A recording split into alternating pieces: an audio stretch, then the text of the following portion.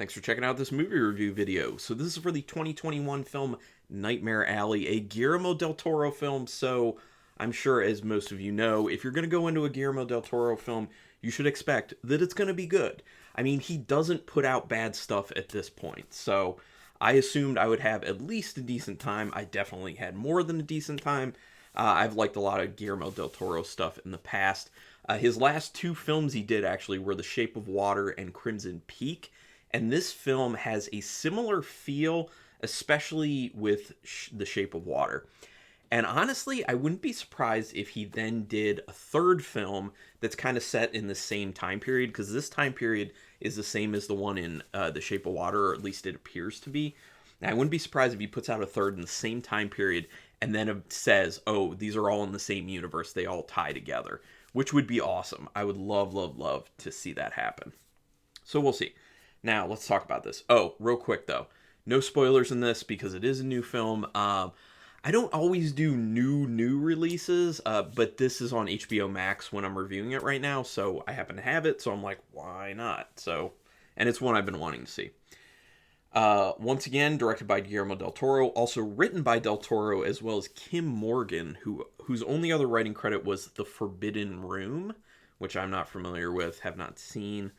But it's also based on a novel by William Lindsay Gresham. Now, the interesting thing about this is that novel was previously adapted to a film called Nightmare Alley from 1947. So now I want to make a comparison. Now I want to find the film from 1947 and do 2021, 1947 Nightmare Alley. I assume it's about the same story since it's from the same novel, but if there was ever any question for anyone, the cast for this is phenomenal. The acting, never a problem. I mean, there aren't really many problems. There is one thing I didn't like about this film, but there are a lot of things from a technical standpoint that are wonderful. The acting in particular. So check out this cast. Such actors as Bradley Cooper, Cate Blanchett, Toni Collette, Willem Dafoe, Richard Jenkins, Rooney Mara, Ron Perlman, Mary Steenburgen, and Holt McCallany, just to name some. That's a cast. Like, I was doing my pre-research, and I saw the cast, and I'm just like, this is, like, the acting's going to be out of here. So, acting is wonderful. The characters are brought to life. And the great thing is the characters are very well written. Now, I've learned to expect this from Guillermo Del Toro films. I don't know why it's so hard today. I've been working. That's probably why. It's at the tail end of a work day. But Guillermo Del Toro films always have rich characters. And they're always very well written, and they're always very realistically written. And then when you hand that material off to actors who are top-notch, it's magic. And it really is with this film. So a really quick synopsis of this. It's basically about Bradley Cooper's main character who is leaving something behind in life. Now, I don't want to say it shows in the beginning, and you'll understand, but he's leaving something behind in life, and he goes and joins up with a traveling carnival. This seems to be during like Depression times, like Dust Bowl era, and gives me strong Carnival vibes. The HBO show Carnival that only went 2 seasons, which I own and I highly recommend. But anyway, so he joins this carnival, and he learns some things while he's working there and takes those things and goes on to try and become something much greater.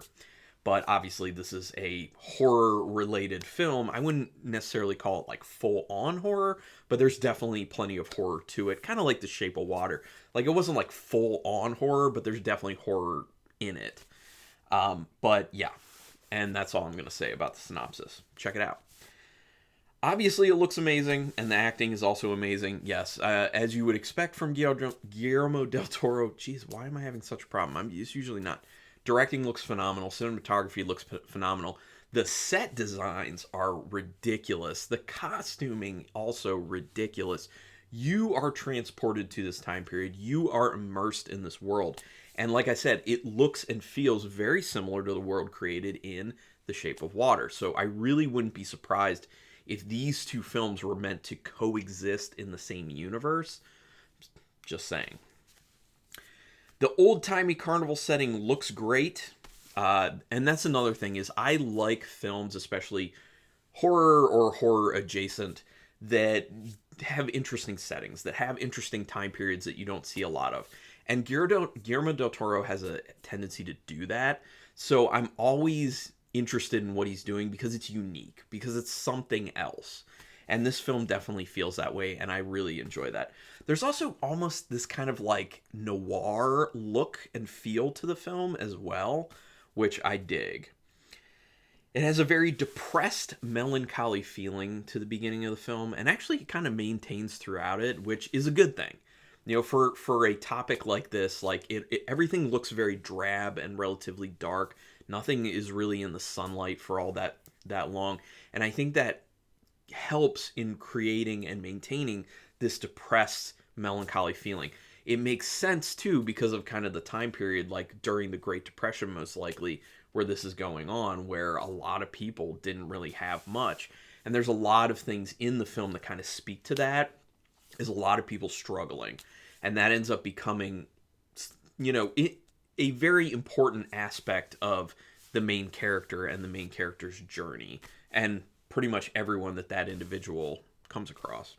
And you do see kind of like the class issues of like upper class, lower class, and how that stratification is so stark. And that's kind of, you know, that's something that persists today, unfortunately. Each character introduced seems like one that you actually want to know more about, but especially because you kind of feel like they're all hiding secrets. This goes back to what I was saying of really good writing, fleshing out characters really well, writing them very well, making them multi-dimensional so that when you're exposed to even a little bit of a character, you're like, man, I want to know more about this character. And then further, when you start to feel within the film that everyone's got a secret, at least one, and it's probably messed up, it's probably dark. So you just kind of want to get into every single one of these characters. Now, obviously, you don't get that for every single character, but they're all interesting, which I find wonderful. It does feel like the camera is always moving, even if it's kind of slightly and slowly. Now, I don't know if this is a thing that Guillermo del Toro does a lot in his films, because I haven't really watched any of his films to review up until doing this one. Although I was going to review The Shape of Water. I need to go back and do that, plus some other ones. But so I haven't really like super paid attention to the directing and cinematography. So I'm wondering if that's just like a style choice that's always there for his films. But it'll be interesting for me to find that out as I go back and rewatch some of his stuff. It's not hard to see where some characters' relationships in this film are going, but how they get there does feel authentic. For the story that's created, for the environment that's created, you don't get from point A to point B with characters' life stories or characters' relationships and feel like that felt forced. No, it feels natural. It flows. Del Toro knows how to write and tell a story, obviously. At one point, there is a jump ahead 2 years that offers a much different look and feel to the film as well. And I think that's supposed to kind of show like that stratification that I was talking about, you know, people down here, people up here. But you'll see what I mean when you watch it. About an hour and 50 minutes in, things took a turn that I did not see coming. And that event that happens at about an hour and 50 minutes in signals this final act. It signals where the path is headed. And I'm sure everyone's probably expecting it at that point within the film, because you're like, it's Guillermo del Toro. There's going to be horror elements. Things are going to get dark. And that's where it gets the darkest, which makes sense. The final scene is a very good way to cap off the story that's being told here. Now, I will say that where the main character ends up at the end of the film, I saw it coming. Now, I didn't see everything along the way at all, and so it was a great journey, but within the first 20 to 30 minutes of the film, I knew exactly where this character was going to end up in the end, and I was 100% right. Now, I'm not saying that to say that, oh, it's so predictable and that means it's a crappy movie or it's a crappy story. It's not. It's good. I saw that and I thought it would be cool if I'm right. And I was right, and it is cool. I like the way they ended this. I like what they did with the story. The other thing I'm going to tell you is The title is important, so you can pay attention to that. And with good storytellers, especially with film, what you're seeing is intentional. There aren't a lot of scenes thrown in that aren't for some sort of reason, so pay attention. It's definitely longer than it needs to be, though. And it actually does suffer a little bit pacing wise, unfortunately. It's a 2.5 hour film, but that's with credits. The credits are probably close to 10 minutes themselves, to be honest, because so many people work on these big budget films. But yeah, it's kind of too long, in my opinion. They definitely could have kind of consolidated some stuff, cut some stuff out, cut some stuff down. At least cut out about 15 to 20 minutes, maybe more, I don't know. But that's my biggest complaint with it, is that it loses momentum at certain points just because of that. Now, it's not too bad, though. And like I said, it suffers a bit from that issue. A bit, not massively. Like I've seen in films recently that I've reviewed. Oh my gosh.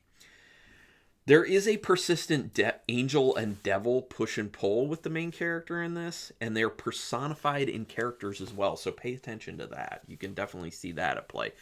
There is a lot of good and evil, and that's just like all of Guillermo Del Toro's films. I mean, that's a lot of films in general, especially in the horror genre, but Guillermo Del Toro in particular has a lot of good and evil and the push and pull that's at play for the main character. And they're usually personified by characters, like this character telling him one thing, this character telling him another thing, and then your question is, where is the main character going to go? Who are they going to choose, in essence? There's also a theme of knowing who you are and where you come from so you can make a better decision about where you're going and who you're going to become. I think that's kind of the main crux of the film. And it's executed well, and I like it. It's all good. And in typical Guillermo del Toro fashion, there's a persistent question of who the real monster is. I think that one was hit at a little more overtly, actually a lot more overtly within The Shape of Water, but it's still at play here, and that's another reason why I'm saying that it has a lot of feel like The Shape of Water for that reason. Just saying. There are a bunch of elements that are very similar. Just saying. So if you like The Shape of Water, you'll probably like Nightmare Alley. And if you like Guillermo del Toro films, you'll probably like Nightmare Alley. I recommend it. So out of 5 stars with half stars in play, I'm giving it a very good 4.5 star rating. I can't quite put it at the 5 because those pacing issues, but 4.5 stars is super high. I don't give many of those out. This is a good one. Check it out if you have HBO Max while it's still there, or in the theater if you're comfortable with doing that now. I'm not quite there yet, but hey, if you're into seeing it in the theater, I bet it looks wonderful there. Would love to hear your opinions. If you've seen this film, go ahead and put it in the comments. We can do spoilers in the comments. All good. Everyone knows spoilers can be in the comments, so be careful in there. So go ahead and put some comments down there. Love it, hate it, in between. Let's talk about it. And don't just say, I love it, I hate it. Give me reasons. Tell me why. That's what I want to know. Especially if you have a differing opinion from me, because I really do like to consider that. Do me a quick favor, though. Hit subscribe if you haven't already. If you have, thank you. I really do appreciate it, and you are awesome. If you haven't, literally, that's your best way to repay me, because I'm not making money doing this at this point. I'm just kind of doing it for creative outlet and to just create a nerdy horror community here, because where I live, I can't talk to that many people at the nerdy level I want to about horror. So you guys are my people, in essence. So join. Also hit the notification bell button, because then you'll know when I'm putting up new videos, which I'm putting out usually 4 a week, sometimes more, on very rare occasions less, but usually 4 or more. But anyway, thank you very much for taking your time to watch this video. I do appreciate it. And until next time, keep it brutal.